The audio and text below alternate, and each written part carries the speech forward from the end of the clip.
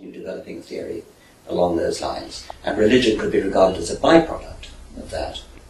Yeah, I mean, obviously these things are they're contingent on many parameters. I mean, the reasons, if you ask at an individual level why they believe in religion, there is the catalogue of several factors. You know, it makes them feel good, the love of a father figure, being deemed high in the praises of a powerful being, and such like. There are a plethora of reasons why people personally believe. And mistaken scientific ones, like they think you need it in order to explain the complexity of life. Yes, the false positive. Yeah. But I can see how that can work for an individual, that if you had lots of individuals who were religious, or I had funny beliefs, that's one thing. But you need, religions are almost always hierarchical, and they have many of the characteristics that I would associate with efficiency in fighting in groups. If you actually take a look at the way that soldiers are usually trained, you demonize the enemy, and this is a sort of necessary part in that eventually when combat comes you have to be able to kill these people. And you are now faced with a very difficult problem that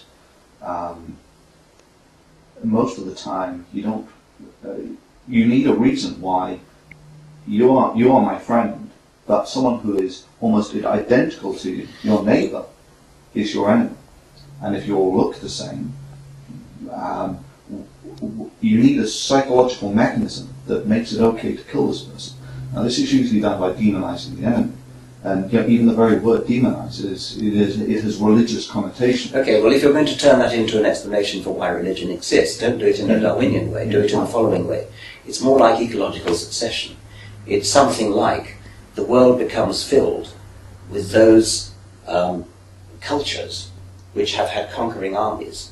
The Roman Empire, the Islamic Empire.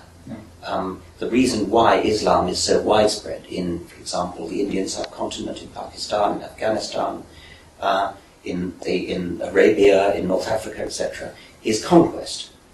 And I mean, it's as simple as that. And or a slave trade would be another way in which it could happen. There are various historical forces which lead to this spread of ideas, and if you can say certain ideas lend themselves to conquering, then that is a good explanation for why those ideas are indeed widespread over the earth. Islam is widespread because of military conquest, and so that, and you could say that Islam contributed to military conquest by making people warlike, by making them believe in jihad, by making them believe that they'll go to a martyr's heaven. All those things could indeed help. Don't call it a Darwinian explanation, though. Well, in part, I agree. And, I mean, I think this is always the problem with these psychologically evolution explanations, is you never have any, behaviours don't leave behind any real evidence. And what I think you're really interested in is that little genetic bottleneck when modern mankind emerged. What was it? What was the local environment like that formed the behaviours of those early humans? The modern effects of these is, if you like, if they were tribal groups that had to survive together and they needed strong social bonding, then the manifestation of the behaviour that came out of that bottleneck is, it's not going to be the same. There's a factor of scale here. In what works very well in a group of 70 or 100 people might, that same behaviour that produces that polarisation on a small scale will have a different effect if you put it in a society of 1 million.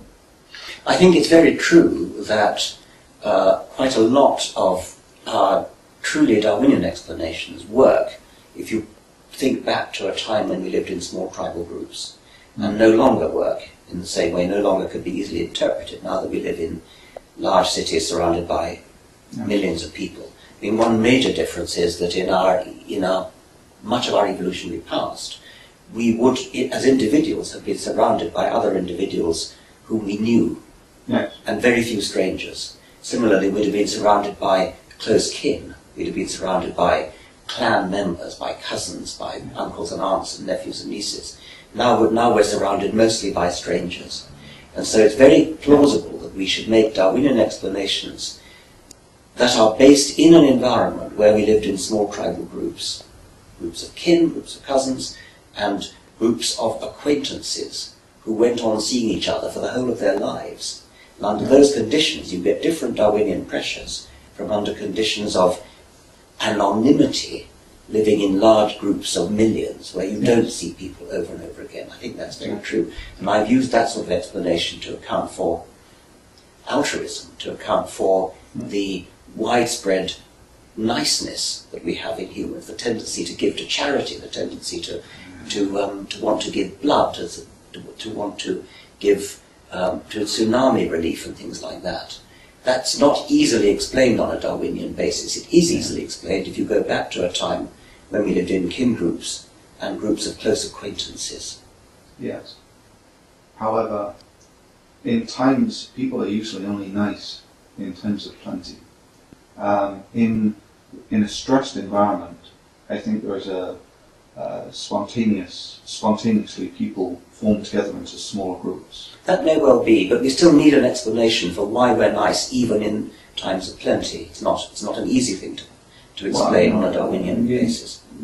It is conceivable that there is a sort of plastic phenotype for behaviour here, that in a stressed environment you become more polarised. In a less stressed environment, you don't. Just like your facial hair goes faster when it's colder. It's possible. And so there may be some sort of behavioural feedback there. So, I guess for me, this is a key question in how you address the problem of religion. You first of all have to decide, is religion a bad thing? And if it's a bad thing, how is the best way to reduce the amount of religiosity in the world? And if it's got a significant genetic component, it's likely that you will have limited success in trying to reason people out of their religion. So there's this. I think it's actually an important point to actually work out whether it's an individual essentially getting false positives and a sort of element of paranoia about it, or is it actually is there more of a biological component to it than that? Obviously with all of these things there is a mix of environment and the genetics. But if there's a significant component from the genetics, it's likely that it will be tough to reason people out of their religion. You might have said that about contraception. Obviously the biological function of copulation is reproduction. Great. So contraception is a thoroughly un-Darwinian practice, and yet it's something we have absolutely no difficulty whatever in embracing. Because what natural selection has built into us is sexual lust, not a lust for children. Lust for children may come later when the children arrive. But it's not difficult to emancipate. The human brain doesn't find it that difficult to emancipate itself from its genetic heritage. And there are many of us, individuals, you and I are examples, where we have no difficulty at all in emancipating ourselves from whatever historical biological pressures there may have been towards religious belief. And it looks as though all it takes is a bit of education.